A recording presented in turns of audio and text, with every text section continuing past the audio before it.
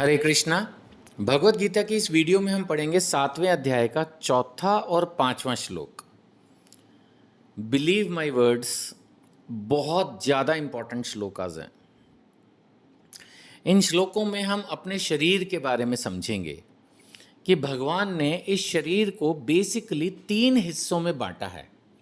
एक स्थूल शरीर, एक सूक्ष्म शरीर, है ना, यानी एक ग्रॉस बॉडी, एक सटल बॉडी।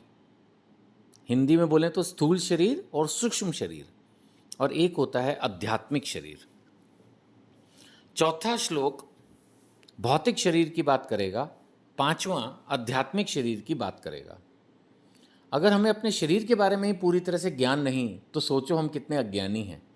और सब कुछ भगवत गीता में लिखा है।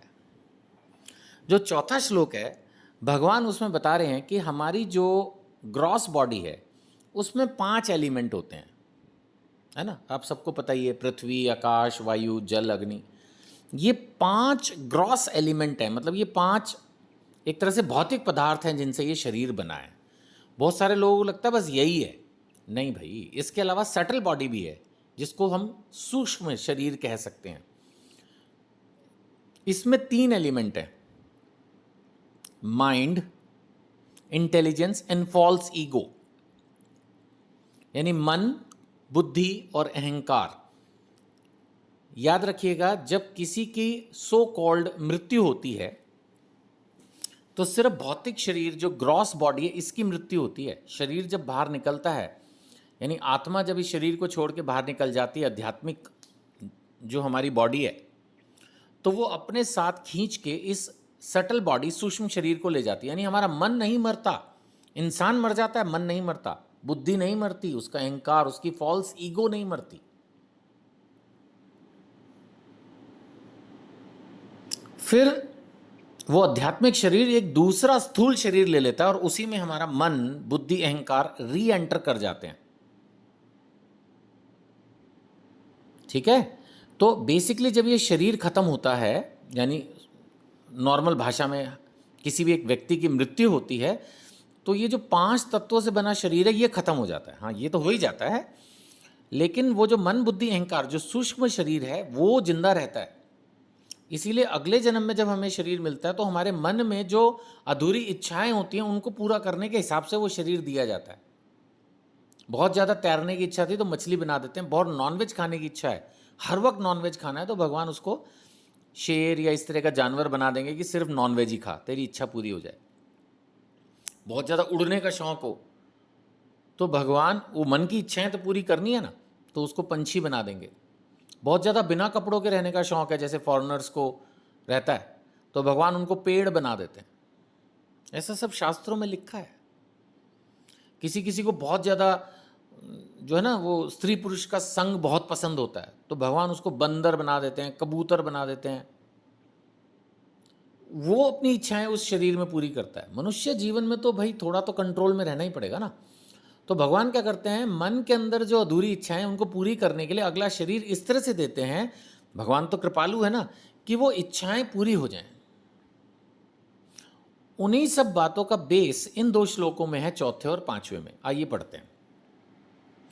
भगवान बता रहे हैं कि पृथ्वी, जल, अग्नि, वायु, आकाश, यहीं पर रुक जाते हैं। ये जो 5 तत्व हैं इनसे मिलकर बना है स्थूल शरीर। इसके बारे में सबको पता है। और आगे बढ़ते हैं तो फिर 3 और आ जाते हैं, मन, बुद्धि और अहंकार। ये है हमारी सटल बॉडी, सूक्ष्म शरीर। मन के बारे में सब जानते हैं। बुद्धि, अहंकार, ये हिंदी में शब्द थोड़ा अजीब है। कोई भी आदमी कह सकता है मेरे अंदर अहंकार नहीं है, तो ये अहंकार इसका हिंदी वर्जन है। मेरे को इंग्लिश में ये वर्ड ज़्यादा सही समझ में आता है, वो है फॉल्स ईगो। ईगो। अब जैसे मैं आपसे पूछूं आपको ब्लड प्रेशर है, आप बोलोगे नहीं सर। आम तौर पर हम ये सोचते हैं कि हमें ब्लड प्रेशर नहीं है, जबकि 100% लोगों में ब्लड प्रेशर है। हम सोचते क्या है कि हमें ब्लड प्रेशर नहीं है। नहीं है का मतलब जैसे 80-120 होता है, तो अगर हमारा 80-120 है तो हम बोलते नहीं हमें ब्लड प्रेशर नहीं है, लेकिन ब्लड प्रेशर तो है। ऐसे कोई चीज़ से पूछा जाए आपको शुगर है, वो बोलेगा नहीं शुगर तो है सर। 120 जो सही होती है, 100 मुझे नहीं पता, बट जो सही होती है वो तो है ही आप में। अगर किसी की शुगर 200 हो, 250, तो वो बोलता है शुगर है, बढ़ी हुई है उसकी, बट शुगर तो सब में है। इसी तरह से ये ईगो सब में होती है। ये ईगो ही तो है जो हमें ये समझाती है कि मैं पदार्थ हूँ, मेरा नाम नीरज गुप्ता है, मैं इतना पढ़ा लिखा हूँ, मैं इस कंपनी का मालिक हूँ, मैं इस प्रॉपर्टी का मालिक हूँ। ये ईगो ही तो है। किसी में ये ईगो बहुत ज़्यादा बढ़ी हुई होती है, किसी में ये ईगो बहुत कम होती है, बिल्कुल वैसे जैसे लो शुगर, हाई शुगर, और एक होगी करेक्ट शुगर। तो जब ईगो ये समझ लेती है कि मैं तो भगवान का अंश हूँ, तो वो करेक्ट ईगो है, नहीं तो फॉल्स ईगो है। और ज़्यादातर सबके पास फॉल्स ईगो है। तो ईगो तो सब में है, जैसे शुगर, ब्लड प्रेशर सबको है।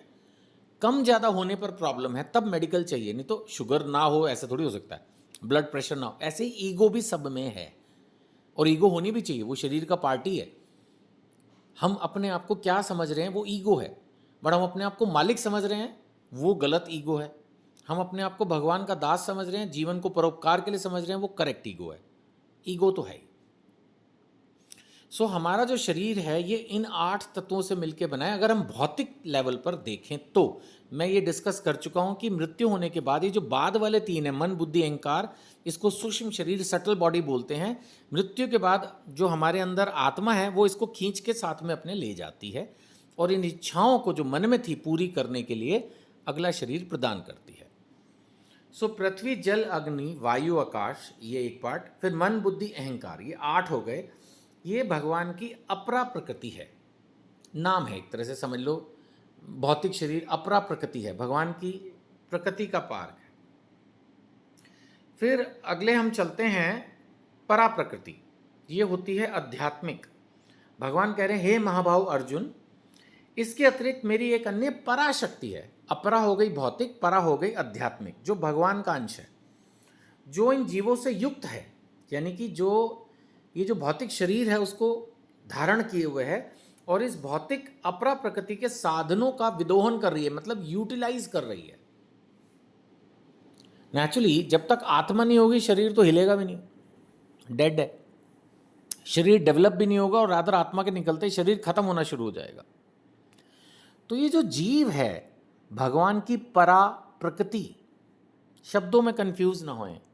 परा प्रकृति को आप जीव, आत्मा कुछ भी समझ लें, आपको कंसेप्ट क्लियर है, कंफ्यूज ना हो।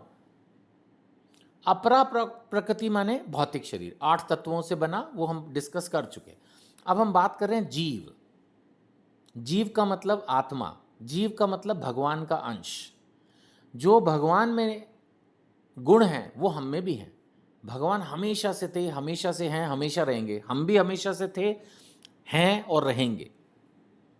भगवान को कोई मार नहीं सकता, हमें भी कोई नहीं मार सकता। तो भगवान जैसे अजर अमर हैं, हम भी अजर अमर हैं। हम माने आत्मा, हम तो एक आत्मा है, शरीर धारण किए हुए हैं।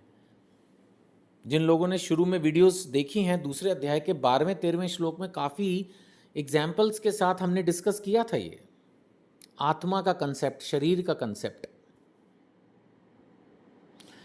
तो हमें इस चीज़ को समझने की ज़रूरत है। और आत्मा में भी फिर कभी और डिटेल में चर्चा करेंगे। आत्मा में भी 3 हैं, सत्य, चित्त और आनंद। सत्य माने इटर्नल, हमेशा से थी, है, रहेगी। चित्त नॉलेज, कि भगवान ने जो हमें आत्मा दी है उसको हर सब्जेक्ट की कंप्लीट नॉलेज है। और आनंद, आत्मा हमेशा आनंद की खोज में है, ब्लेस। इसीलिए हमें हर वो चीज़ आमतौर पर अच्छी लगती है जो हमें खुशी देती है। यह आत्मा का ही लक्षण है। ये है जीव, ये है आत्मा।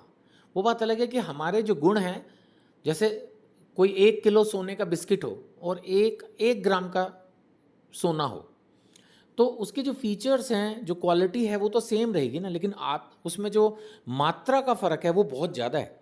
1 किलो सोना कहाँ और 1 ग्राम सोना कहाँ। और हमारे और भगवान में तो इतना भी नहीं है। भगवान और हमारे में अंदर तो जो फ़र्क है, मतलब उसका कोई हिसाब ही नहीं है ना। तो भगवान विभु हैं, हम अणु हैं, यानी हम बहुत छोटे हैं और भगवान बहुत बड़े हैं, लेकिन हम हैं भगवान का अंश ही। ये चीज़ समझने की ज़रूरत है। और हम क्या हैं? परा प्रकृति।